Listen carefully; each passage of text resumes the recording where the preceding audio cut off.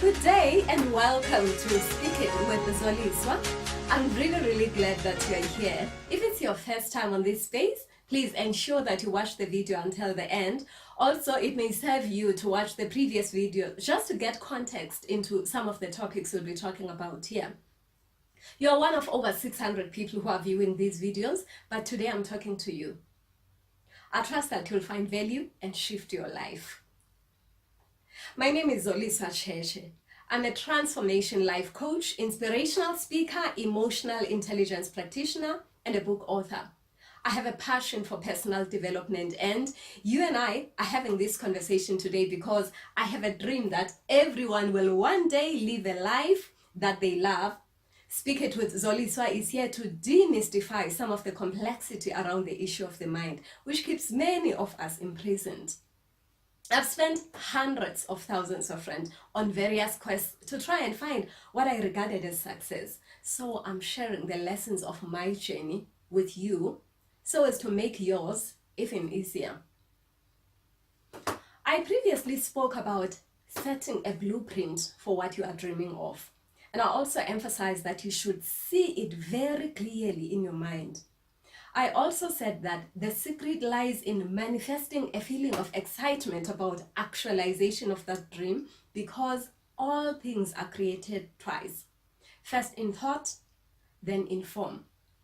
Now, the subconscious mind doesn't know the difference between what is imagined and what is real. If you vibrate at the wavelength of happiness, it simply gives you more of it.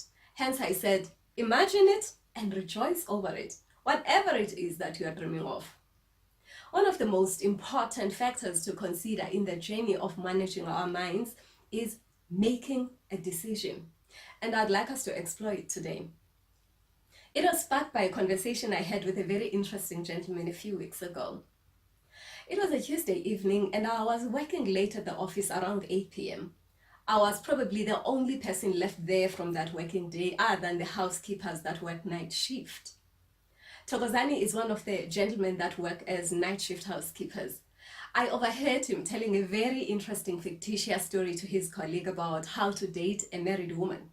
See, I don't approve of the gory details that he gave in his story. However, the manner in which he told the story led me to believe that he had a gift hidden somewhere in him. After about 30 minutes of multitasking, doing my work and listening to him, I took my coffee mug to the kitchen in preparation to go home. He was so embarrassed to see me and to realize that I had heard everything he'd said. He began to apologize. So I took the opportunity to ask him, have you ever thought of writing a story for a drama series? I asked the question genuinely because I believed in his talent. As much as he was cleaning our offices, I was convinced that what he was doing was a stepping stone to bigger and greater things in his life. He saw himself as telling silly stories just to pass time, as night shift felt too long and boring. I saw him as getting a lot of inspiration from what he was doing, even though he was not aware of it. We will unpack this right now. We're still together, right? So Thokozani's response to my question was, my sister, he calls me my sister. Do you really think I can write a story? I said, yes. In fact, I don't think it. I know it. Eish, my sister, imagine if I waste my time writing. I don't have any connections on TV. Where would I get money to have my script produced? Those things are for the experienced and famous people like Connie. Really? Are you suggesting that when Connie was born, the nurse said to her mother, congratulations, you've just given birth to a bouncing, experienced baby TV film producer? Really? Of course not. Everyone started somewhere, but surely there has to be something that created a turning point in their lives. I argue that it's decision making. Think about how many times you found yourself in a space where you felt, actually, this is nonsense. I'm sick and tired of this. I don't deserve this. Is it a career where you felt undervalued? Or perhaps is it that moment when your business was not doing well? Wait, is it when your car was written off and the insurance company declined your claim? Oh yes, maybe it was that time when you felt that this relationship is a waste of time. Day after day, I just carry on to pass time until I get a new one. whatever it was. We all have a story of relevance to this. Now, in the story I've just told, there were 3 attributes that stood out for me, and I'd like you to please note them. Firstly, Thokozani was bored and he was doing something about his boredom. In his case, he was not even consciously aware of what he was doing until I brought it to his attention. So the first lesson here is, note this, a state of discontentment. This is a state where you don't like what is looking at you. That state when you go like, I'm sure there has to be more to life than this. Now, as unappealing as it may be, a state of discontentment is a pivotal point to shift the direction of any aspect of your life. How? You ask me. I assume that you're in charge of your life and you're the kind of a guy or a girl that takes action to take things around. This is one of the most crucial characteristics of people who hunger to live the life they love, and I believe that you are. So how does discontentment become a positive point? A state of discontentment creates a longing for a change in that aspect of your life. It presents to you a desire for something different, maybe something bigger or something better.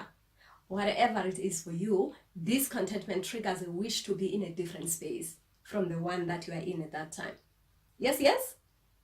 So, because you are present and active in your life, and once again, I assume that you are, when that discontentment kicks in, what do? Take note of the second attribute. You make a decision.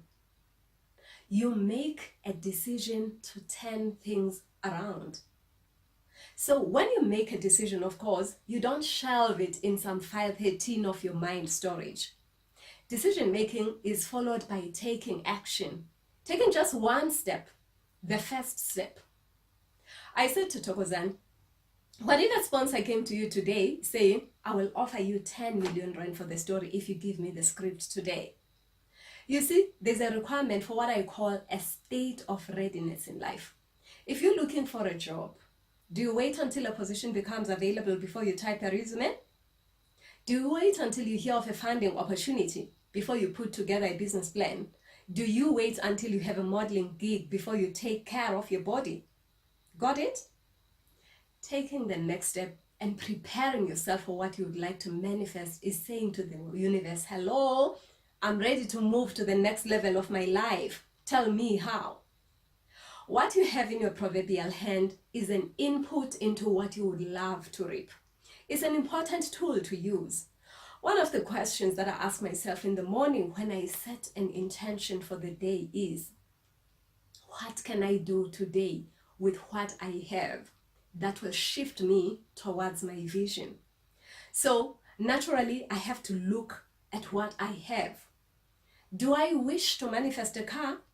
I have a driver's license. Do I wish to travel the world? I have a passport. Do I wish to publish a book? I have a manuscript. Ask anyone who has ever summited a mountain or done an obstacle course, and they will tell you that you focus on where you would like to set your next foot. Once you get there, you look at the potential spot for the next immediate step until you reach where you want to go. It is imprudent to just fold your arms on the basis that you don't know the process to follow to get to your desired destination. Come on now. You can't be a guest in your own life. You are the host. Fill that cup to the brim. So why am I sharing this with you today? What's in it for me? Well, my vision is that you and I could revolutionize the world to be a place where everyone loves the life they live and live a life they love. Yes, yes? Do you love your life? Is it available to you to walk the journey of rediscovery with me so that you can fall head over heels in love with your life? Be sure to keep following Speak It with Zoliswa as we unravel some of these life's mysteries. Remember the following: discontentment is a good space for you to create a shift in your life. Embrace it. A turning point manifests when you unequivocally make a decision about your circumstances. Take action to create a state of readiness. hold something in your proverbial hand. Share your comments about today's pill here and shape change yours and other people's lives. I'm your sister in Mind Revolution. Did I spark anything in your mind today? Then speak it with Zoliswa. Till next time.